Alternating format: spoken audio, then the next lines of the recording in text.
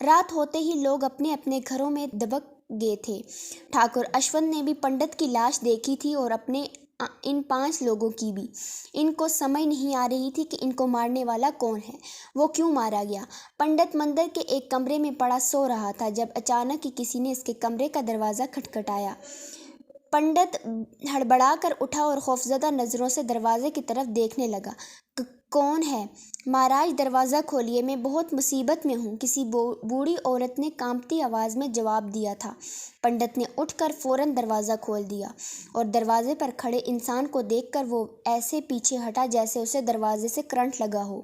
تو تم؟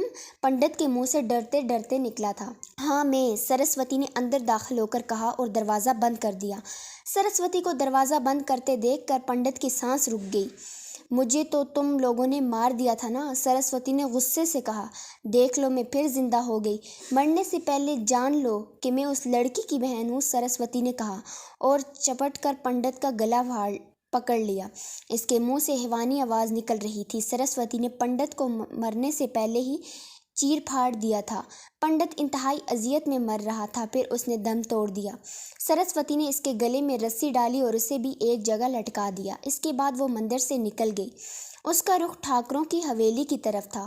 سیاہ رات میں سیاہ لباس پہنے سرسوتی رات کا ہی حصہ لگ رہی تھی۔ کوئی اسے دیکھ لیتا تو یہی سمجھتا کہ کوئی سایہ سا چلا جا رہا ہے۔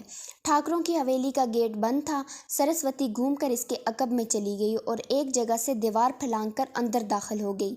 حویلی سرسوتی کی سوچ سے بھی بڑی تھی۔ چاروں طرف کمرے ہی کمرے بنے ہوئے تھے۔ اسے اشونت تک پہنچنا تھا، مگر اسے یہ معلوم نہیں تھا کہ اشونت کا کمرہ کون سا ہے۔ حویلی میں اشونت، اس کے ماں باپ اور ایک بہن رہتی تھی۔ باقی لوگ ان کے نوکر تھے جو دن میں ہوتے تھے اور رات کو واپس چلے جاتے تھے، سوائے 1-2 کے۔ وہ اسی ششوپنج میں تھی کہ کیا کرے۔ پھر اس نے ایک ایک کمرہ دیکھنے کا فیصلہ کیا اور پہلے والے کمرے تک جا پہنچی۔ وہ ہر کمرہ آہستگی سے کھول کر دیکھتی رہی۔ کسی بھی کمرے کے دروازے پر تالا نہیں تھا۔ اشونت کسی بھی کمرے میں نہیں تھا۔ سرسوتی کو اچانک ہی چھت کا خیال آیا تھا۔ وہ تیزی سے پلٹی مگر اسے دیر ہو چکی تھی۔ کسی نے اس پر رسی پھینکی اور اسے جکڑ لیا۔ یہ 2 آدمی تھے اور تیسرا ان کے ساتھ اشونت تھا۔ اشونت نے جیسے ہی سرسوتی کو دیکھا، حیرت سے اس کا منہ کھل گیا۔ تم زندہ ہو؟ اشونت نے انتہائی حیرت سے کہا تھا۔ پنڈت سالہ تو کہہ رہا تھا میں نے دینا ناتھ کی بیٹی کو مار کر گاڑ دیا ہے۔ سرسوتی چپ چاپ اسے کھا جانے والی نظروں سے دیکھتی رہی۔ پھر اس کے اشارے پر ان 2 آدمیوں نے سرسوتی کو ایک ستون سے باندھ لیا۔ سرسوتی نے کوئی مزاحمت نہیں کی تھی۔ اتنی دیر میں اشونت کا باپ بھی ایک طرف سے نکل کر سامنے آ گیا تھا۔ ہمیں یقین تھا پنڈت کو کسی چڑیل نے نہیں بلکہ کسی انسان نے ہی مارا ہے، اشونت کا باپ سرسوتی سے کہہ رہا تھا، اور یہ بھی جانتے تھے کہ پنڈت کو جس نے بھی مارا انتقام کے لیے مارا اور وہ اشونت کو بھی مارنے آئے گا۔ ہم تو سمجھ رہے تھے کسی لڑکی کا بھائی یا باپ ہوگا، مگر تم تو بہن نکلی۔ اشونت کے باپ کے آخری الفاظ پر سرسوتی چونکی تھی۔ ہم جانتے ہیں تم 2 جڑواں بہنیں ہو اور ہم شکل بھی۔ یہ بات ہمیں کچھ دن پہلے ہی پتہ چلی تھی، مگر ہم نے پتہ کرایا تو یہ پتہ چلا کہ دینا ناتھ کی ایک بیٹی تو غائب ہو گئی تھی اور دوسری کچھ دن پہلے کہیں چلی گئی تھی۔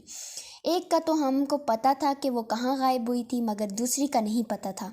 وہ آج خود چل کر ہمارے پاس آئے گی۔ اشونت اور اس کے باپ نے ایک کہکا لگایا۔ ہم نے اپنی عورتوں کو کہیں بھیج دیا تھا اور ہم یہاں اس کا انتظار کر رہے تھے جو اشونت کو مارنے آتا، مگر ایک لڑکی آئے گی یہ اندازہ نہیں تھا۔ اشونت بڑا ٹھاکر اشونت سے بولا، اس سے آج رات جی بھر کے کھیلو اور صبح اس کی لاش گاؤں میں لٹکا دینا تاکہ لوگوں کو پتہ چل جائے کہ ٹھاکروں سے ٹکرانے والے کا انجام کیا ہوتا ہے۔ اس کو اسی حالت میں ننگا کرو، پہلے میں اس کے جسم کا ذائقہ چکھوں گا، پھر تم اور پھر یہ دونوں۔ بڑے ٹھاکر نے اشونت سے کہا، اس کے بعد اس کی لاش کو گاؤں میں کسی جگہ لٹکا دیں گے۔ اشونت اپنے باپ کی بات سن کر مسکرایا اور پھر سرسوتی کی طرف بڑھا۔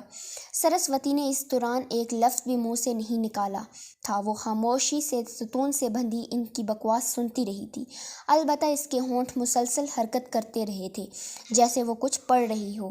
اشونت نے سرسوتی کے قریب آتے ہی اس کے منہ پر ایک زوردار تھپڑ مارا۔ یہ سالے اچھوت ٹھاکروں کو مارنے کے خواب دیکھ رہے ہیں۔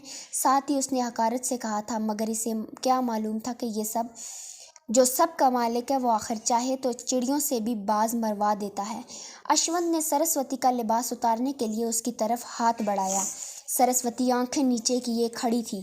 اس نے اچانک کی نظر اٹھائی اور منہ سے سانپ جیسی پھنکار نکالی۔